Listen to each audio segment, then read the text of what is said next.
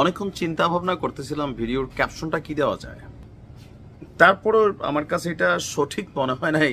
তো পরে ভাবলাম এটাই দেই, বিরল রোগে আক্রান্ত। এমন এক রোগ, আমাদের কুমিল্লার ভাষায় একটা কথা আছে, এটা আবার শুদ্ধ রূপও আছে। কুমিল্লার ভাষায় কথা হচ্ছে, যে কয় রাম তার লগে জাম।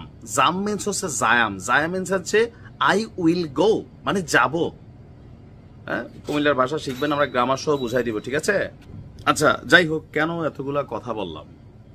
আমি বরাবরই আমার প্রত্যেকটা ভিডিওতে একটা কথা বলি, ভিপি নূর তুমি কার? যিনি শৈশব থেকে ছাত্রলীগ করতেন, শেখ হাসিনার চেহারায় মমতাময়ী মায়ের চেহারা যেমন দেখেছেন, স্বৈরাচারী ফ্যাসিজমের চেহারাও তিনি দেখেছেন। যিনি একাধারে ডাকসুর ভিপি নির্বাচনের সময় পুরো নির্বাচনকে প্রশ্নবিদ্ধ তিনি করতে চেয়েছেন, বাট তিনি বলছেন দেখো আমার সিটটা শুধু ভোটটা সঠিক হয়েছে, এটা নিরপেক্ষ, অন্যগুলা হয় নাই। তো বলছে যে ডাকসুর নির্বাচনটা আবার হোক, সব তো ছাত্রলীগ জিতছে, আমি এগুলা বুঝি না, আমারটা ঠিক আছে, আমারটা বাদ দিয়া বাকিগুলা হোক। এরকম ছিল। পাগল পাগল না, ওই পাগল না, ভালোবাসার পাগল, যে মাথাটার মধ্যে হাত দেয় তার কথারে যখন তখন রাজি হইয়া যায়।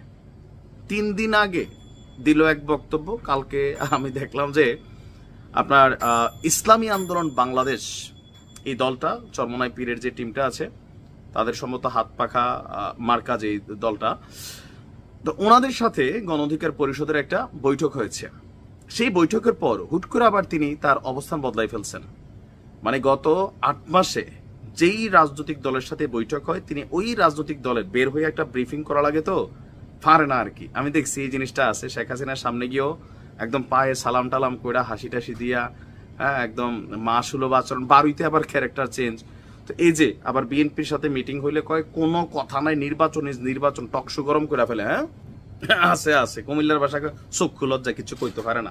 তো এরকম মনে হয় আর কি। এখন গতকালকে ইসলামী আন্দোলনের সাথে একটা বৈঠকের পর তিনি বলছেন যে প্রয়োজনীয় সংস্কার শেষে যৌক্তিক সময়ের মধ্যে নির্বাচন, গণহত্যায় জড়িতদের বিচার, আনুপাতিক পদ্ধতিতে নির্বাচন এবং নারী বিষয়ক সংস্কার কমিশন বাতিলের দাবিতেও ঐকমত্য তারা করেছে।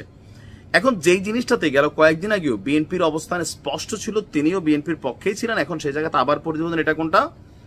জাতীয় নির্বাচনের আগে স্থানীয় নির্বাচন এবং অন্তর্বর্তী সরকারের অধীনেই প্রয়োজনীয় সংস্কার করে দ্রুত সময়ের মধ্যে জাতীয় নির্বাচন হওয়ার বিষয়ে তারা এবং ইসলামী আন্দোলন একমত পোষণ করছে। তো ইসলামী আন্দোলন তো বরাবরই ওই জায়গাতে আছে, তারা প্রথম থেকে বলছে সংস্কার শেষ করা ছাড়া নির্বাচন যেন না দেয়, নাম্বার 1। নাম্বার 2, স্থানীয় সংসদ নির্বাচনটা জাতীয় নির্বাচনের আগে দিতে হবে।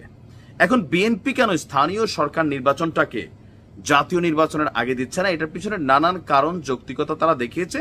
সবচেয়ে বড় বিষয় হচ্ছে এই 500+ উপজেলা, তারপরে যে এতগুলা জেলা, এখানে এতগুলা সেক্টর, মেয়র টেয়র, এই নির্বাচনগুলো করতে যদি সরকার শুরু করে, ভাই জাতীয় নির্বাচন হইতে হইতে 1-2 বছর লেগে যাবো গা।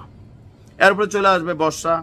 তো কোথাও না কোথাও আবার এখানে পলিটিক্যাল অনেক ইন্টেনশনও আছে।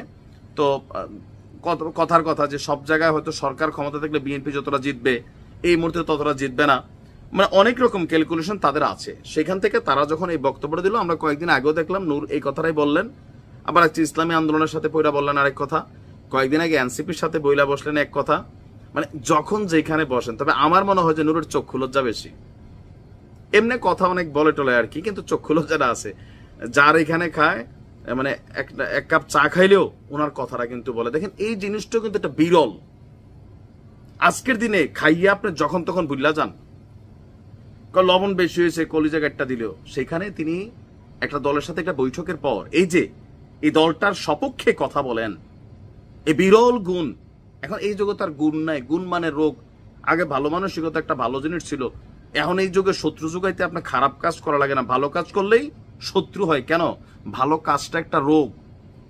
তো ভিপি নূরের যে ভালো দিকটা, এক কাপ চা খাইলো, একটা বৈঠকে বসলো, মুরব্বীদের সম্মান কইরা শিক্ষা নেন, শেখ হাসিনার পায়ে ধরে কেমন সালাম করছে, মা মা কইছে, আবার প্রয়োজন সময় যখন ইয়ে হয়েছে স্বৈরাচার বলতো, ফেসিস্ট বলছে, এরকম বিরল রোগ। তবে এই রোগের কোনো চিকিৎসা নাই। দেখা যাক উনি কতদিন এই ভালো রোগটা ক্যারি করতে পারেন। হ্যাঁ, ভালো থাকুন।